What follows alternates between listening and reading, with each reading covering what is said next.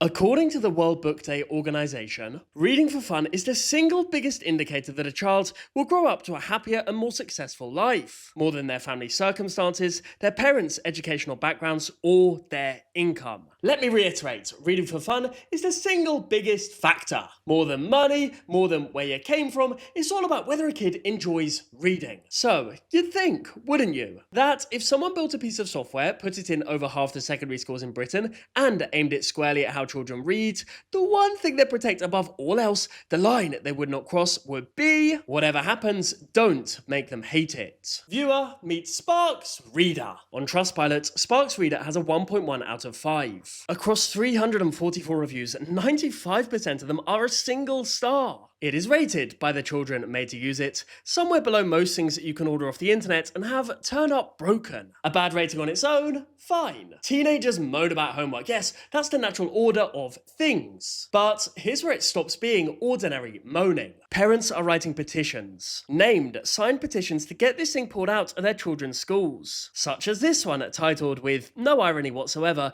"Bring back the joy of reading." When parents are petitioning to remove the reading app, you're way past the point of kids who just can't be bothered. Now, if you saw my video on Sparx Maths, you'll know the company. And the kids have noticed the family resemblance. One student put it like this: "This medieval torture device was made by the ancient elders of Sparx, who saw how bad the maths one is and somehow made the sequel even worse." So, 3 questions. 1. How much damage has Sparx Reader actually done? 2. How many children, specifically kids who used to love reading, now hate it because of this app? And 3, the one I keep chewing on, when the hatred is this loud, this mainstream, this complete, why the bloody hell are schools still buying it? Let's get into it. Quick thing before we do. If you want more exposés like this one and the one on Sparx Maths, the single biggest help is to subscribe and turn on notifications for the channel. That little bell. Right now, only about 7% of you, which is 1 in 14, actually have it on. Hitting that bell really helps me take on bad platforms like Sparx Reader because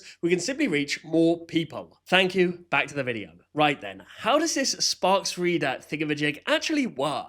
Well, you sit a reading test. Sparx puts you on a level from 1 to 9, and it gives you a choice of about 4 books. It's only 4 because Sparx reckons any more than that would overwhelm you, which is a strange thing to believe about children and books. It's supposed to match your taste too. You tell it your genres, and it picks accordingly. One pupil had this experience. "It's so bad, I click only romance for my book preferences, and it gives me no romance books." You read on a screen inside the app, and every so often the words just vanish and you get a few multiple choice questions about what you've read. They're called checks. Pass enough of them and you earn Sparx Reader points, or SRP, which build towards a weekly target your school sets. Sparx says that 30 points is about 300 minutes of reading, though, as you'll see, kids using it tend to disagree. Get the questions wrong and you have to go back and read it again, and this time you need every answer right. One student summed up how this feels. "This website is just horrible. The websites are too difficult and make you restart even if you get one wrong. Additionally, it gives out points painfully slowly. It makes reading feel like a chore and not something that is done for pleasure. And if you miss your weekly target, a lot of schools will actually give you detention for it. Of course, the detention is supposed to be the thing that makes you do the work. For some kids, however, it's actually having the opposite effect. Here's one teenager. "At this point, I've completely given up and I've decided to get the 1 hour lunchtime detention every week instead of wasting 3 hours at home on something that makes me have a breakdown and anxiety attacks." Yes, an hour of detention in the eyes of this student literally works out as the better deal. Smash that like button if you think that no child should have to choose between Sparx Reader or detention. Dude, that's just sick. The book choices, however, are where it tips from frustrating into farce. The whole pitch is that Sparx finds the right book for each child. You tell it what you like and it matches you. What actually happens is that it asks your taste and then goes the other way. One pupil ticked romance and got none. Another ticked her genres and watched it go, in her words, completely against her choices. And then there's this student who took the reading test and maxed it. Me and my good friend both got 17, the highest score you could get. And then, after getting these scores, Sparx Reader has the audacity to recommend us literal children's books. A common example is a book titled The Monster Spotter's Handbook, book, which is clearly too young for us both and is quite frankly a little patronizing. The app rates them as advanced readers and then hands them a Monster Spotter's handbook. And because there's no proper search, you can't go off and find something you'd actually like. Instead, you're stuck with the 4 books it's picked. One reviewer summed up the whole experience. This website and overall company is what happens when you mix reading as a hobby with corporate slop. Then there are the questions themselves, which are supposed to check whether you understood the book, and actually end up testing whether you memorized it. One student wrote, Sparx Reader is basically a digital trap disguised as learning. You open one assignment, thinking it'll take 5 minutes, and suddenly you've aged 3 years and forgotten what sunlight looks like. Every passage feels like it was written by someone who wanted to make sure you never enjoy reading again. And the questions, they're the worst part of it. Here's how the same student describes them. Sparx Reader will ask something like, what colour was the dog? And give you 4 options that all sound the same, like light brown, brownish light, lightish brown, brown but not too brown. So you could read a chapter, follow every word of it, and still get sent back to the start because you didn't clock a detail a person reading for pleasure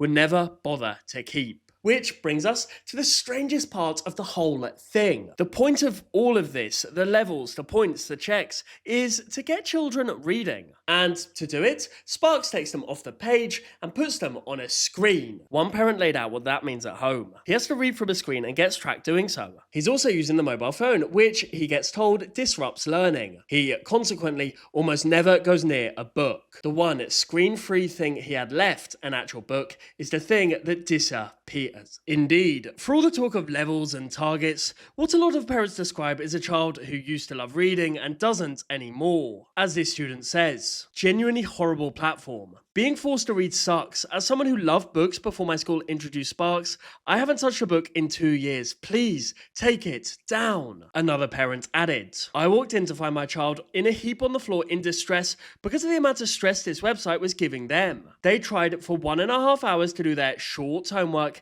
and kept being made to repeat because they got 3 out of 4 on the quiz. A child in pieces on the floor because of reading homework. Or, to be more specific, because of Sparx Reader. And it's impacting far more than just one family. That petition, Bring Back the Joy of Reading, was started by a mother called Joanna Wood. She describes years of work getting her daughter to love books in the first place, and then, at just 11 years old, she now refuses to read, telling me there's nothing fun about it anymore. Underneath it, other parents signed, and others also said the same. One of them said, we've battled through Sparx with 2 children, and they have both gone from keen readers to not wanting to read for pleasure at all. Now, let's just circle back to where this whole thing started. The single biggest indicator that a child will grow up happier and more successful, bigger than money, bigger than background, is whether they read for fun. And yet, that's the exact thing these parents are watching get switched off. Sparx Reader is sold to schools to build a love of reading. And yet, it's doing the one thing you would want it least to do. Which leaves the last question. If the children hate it this much, and the parents are writing petitions, and the reviews sit at 1 star by the hundreds, why oh why is it still in so many schools? The answer, when you think about it, is simple. The answer is money. The kids don't pay for any of it though, the schools do. You see, Sparx is a for-profit company, and Sparx Reader is sold as a whole school subscription, paid for out of the budget by the people who run the place. So, the person Sparx has to keep happy is the head of department signing the check, sitting in an office, who will never once be stuck on the sofa at 9 PM fighting a comprehension check. And for that person, the pitch is genuinely good. It marks itself, it sets its own homework, and it even emails the parents. It hands a teacher a dashboard showing at a glance who's read and who hasn't, automatically in a profession that is permanently overworked and always understaffed. If you're a stretched English department, something that swallows your marking and chases your pupils for you is an automatic yes. So you end up with 2 completely different products wearing the same name. For the school, it's a time saver worth paying for. For the child, it's the thing that puts them off reading. And because the school is the one holding the checkbook, the school is the version that wins. One parent said the thing that schools need to hear. This app is deeply disappointing and potentially harmful for children. It can discourage them from reading altogether. Schools should think carefully before introducing it to children without properly testing and evaluating its impact. And what gets under my skin is that Sparx set out to put a price on a child's love of reading. To take the one thing that costs nothing, the thing a kid does under the covers with a torch, and turn it into a subscription. That's grim enough on its own. But they haven't even managed it cleanly. Because in the process of selling that love of reading, they've killed it. The product and the damage are the same act. Yes, I'm going to call it their academic vandals. Let me know in the comments which one you think is worse, Sparx Maths or Sparx Reader. I've made a video on each now, and honestly, I can't call it. So let me know in the comments. Look forward to seeing which one gets some traction. Anyway, here's till next time. Snipe, snap, out.